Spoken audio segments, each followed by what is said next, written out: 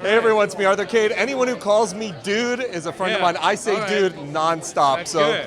you're already in my favorites book, Logan Lerman. Yeah. You're phenomenal in this movie. Thanks, man. This Thank kid, he's a 1950s Jewish rebel. That's the best way to describe him, right? Yeah, he is.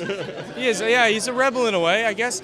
Is it rebellious to be, an independent thinker and question the world you're born into? I guess, yes. At that I time guess it you was. are. It still is, in a way. You're still a rebel.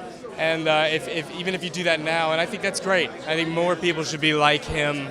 And I hope this movie, influences people to just question the world that they're born into and changes their perception on reality a little bit.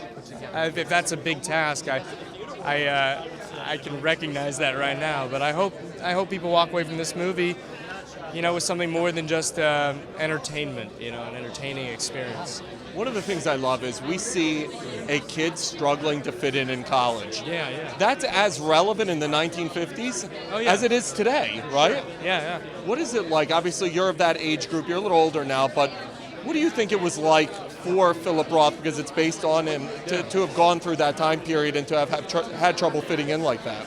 I really have no idea. I assume that a lot of his writing comes from a place of truth, and this film is probably an accurate representation of his experiences. But that's only an assumption. I really don't know him well enough to know what his experience as a young man going to college would be like.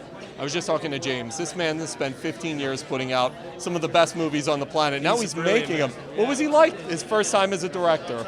Well, he's the most experienced first-time director there probably ever, was and or is.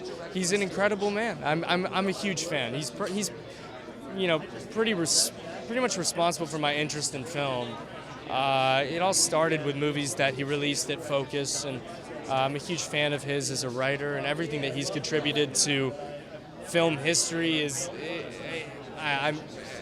I'm just honored to have worked with him and collaborated with him on his first, his first directorial debut, his first feature as a director.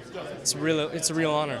You've had so many great movies, from Perks of a Wallflower, Fury I loved, now this. Thank you. How do you pick your roles? What do you look for in terms of choosing what you want to do?